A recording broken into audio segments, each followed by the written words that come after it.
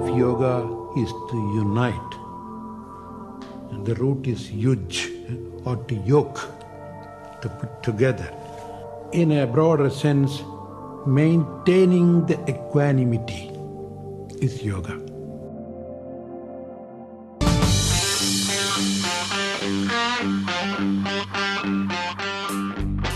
And I said to him, I said, Swami, America needs you. And he said, well, if America needs me, maybe I'll come. America is helping everybody in the material field, but the time has come for America to help the whole world with spirituality also.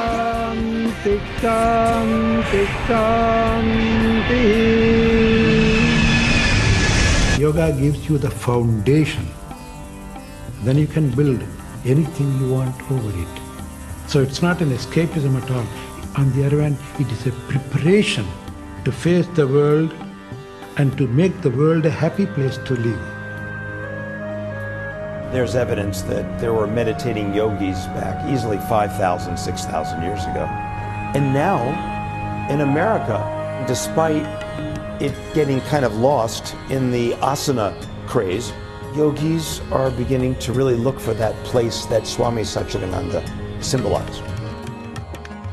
The concept of integral yoga was to bring the teachings of yoga into all aspects of our lives by showing us how yoga could be a part of the way we would think intellectually, be a part of the way that we would act in the world.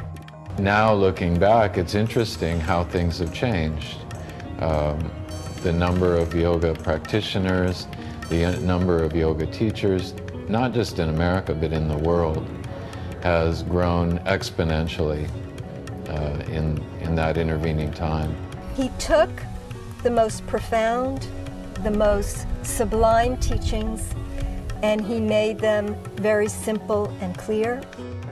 Not only did he make them accessible, somehow he had the gift to give us the confidence that we could practice them and derive the benefits. Initially, I believed that if I had knowledge, then I would have the power to help and make all the differences that needed to be made. And what you realize is knowledge is power, that's for sure, but it's not all the power you'll need to help. And in fact, the solutions to the wellness of individuals lies within them. So if I take you off to the operating room with the expectation on your part that I'll cure you forever of your heart disease, and all I'm really doing is palliating your problem, then a couple of years down the road, when you have recurrent symptoms because you're continuing to smoke, or you're still gaining weight, or you're not meditating, or you're just not getting in touch with life, and sickness just becomes some obstacle to overcome to get back to the blandness of wellness, then we've missed the whole boat. That's what integrative medicine, to me, is all about. It's integrating the best of traditional and non-traditional approaches and using science to show what works, what doesn't, for whom and under what circumstances. In our studies, we use these very high-tech, expensive, state-of-the-art measures to prove the power of these very ancient, low-tech and low-cost interventions, like what we learned from Swami Satchidananda. The Gita says, Samatvam yoga uchyate. Balance is yoga. Sri Gurudev has always said, the highest compliment that you can ever pay me, he said, is to enjoy all the happiness and joy that I experience. Very simple. Keep your body as clean as possible, your mind as clear as possible. That's all we need.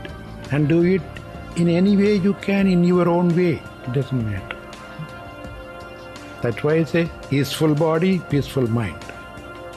And then you will be useful. You don't have to become a useful person.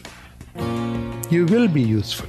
Which is, what are you doing this moment to realize who you are, to know who you are, to know yourself from the inside? Because that's what you get to take with you on the continuing journey. And people would ask him, what would your last words be? He would always say, see you later.